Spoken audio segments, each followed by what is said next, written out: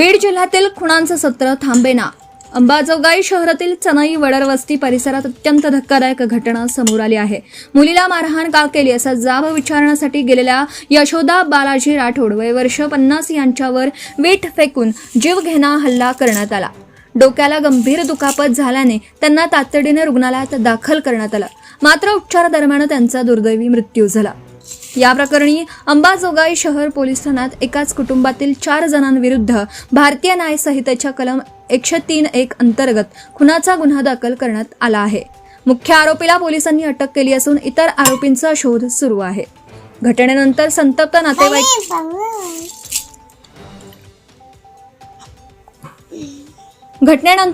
नातेवाईकांनी सर्व आरोपींना तातडीने अटक करण्याच्या मागणीसाठी अंबाजोगाई शहर पोलीस ठाण्यात ठिय्या आंदोलन केलं।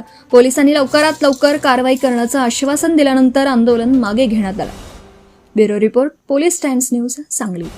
आमचा जीव गेला तरी आम्ही हरकत नाही, मेला तरी एखादी हरकत नाही, पण आम्ही इथंच ही न्याय काय मग चलता गोटा घालणार काय मग कशामुळं काय केलं एवढं गरज नाही। नेमकं घडलंय काय? घडलं बाईला इटानं बाईला जाग्यावर ठार करतात, म्हणजे ती आरोपी तर नाही म्हणल्यावर पोलीस स्टेशन काय करतंय?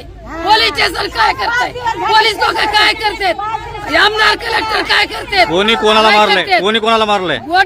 आमच्या बाईला बहिणीला मारलं, आमच्या बाईला बहिणीला मारलं। मयत कोण झालंय? मयत आमची यशोदा पवार राठोड झाली, यशोदा राठोड मयत झाली।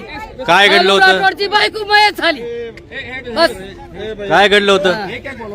बाई ते इटानं वडाच्या माणसाने इटानं मारली, बहीण आमची जाग्यावर मेली। शेजारला घर आहे, शेजारला घर आहे, ही मरेपर्यंत राहील। ही असं आज केलं तर ही अचूक करणार, ही अचूक करणार। साहेब हात जोडून विनंती, हात जोडून विनंती साहेब, हात जोडून विनंती। आरोपी आणा, आरोपी आणा। Subscribe now and press the bell icon. Never miss an update.